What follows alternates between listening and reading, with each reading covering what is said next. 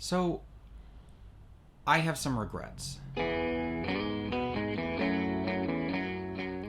Sometimes our regrets are super simple. They're like that shirt that you bought that you wish that you didn't, or that Chipotle bowl that you ate.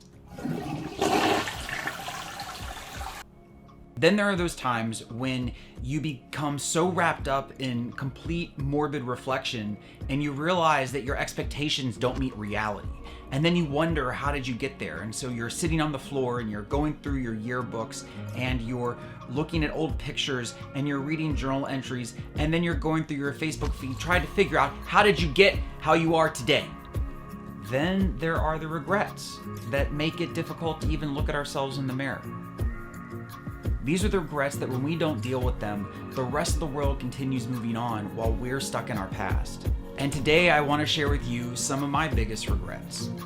For example, having an eating disorder and my obesity. A lot of times where my focus was on what am I going to eat rather than being present for my life. My temper and shitty things that I've said in relationships that once you say them, you can't ever get back. I'm sorry, I didn't mean for it to come out that way.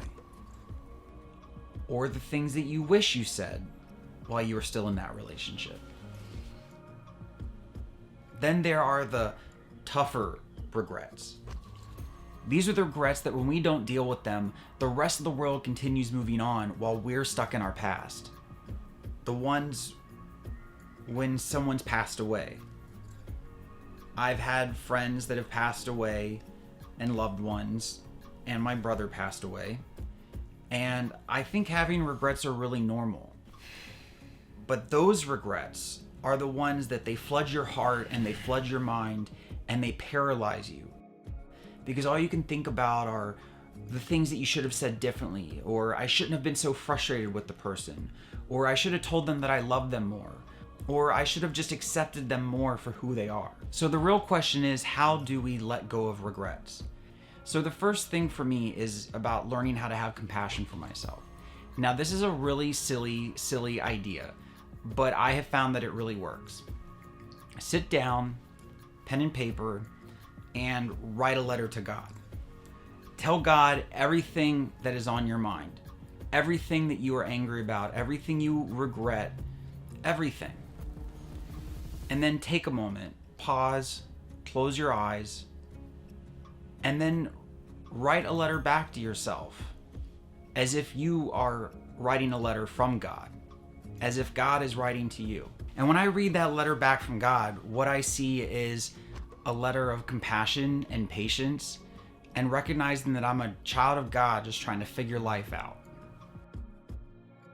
I thought life was about trying to live up to this expectation or this ideal of who I am in the world. But that's not realistic. And there's no humility in that. Real humility is when we look at our mistakes and we look at our regrets and we allow them to help us to grow and to move us in the direction that we really want to move in. And I think in some ways our regrets truly can be our rudder to our ship and to our life. One of my favorite books is by Abraham Hicks. It's about the law of attraction. And one thing that that book talks about is how we have to have contrast in our life. Because without contrast, we don't actually know what it is that we do want to have. So may you find love and compassion for yourself. May you continue to not only let go of your regrets, but move forward in the direction that you want to live.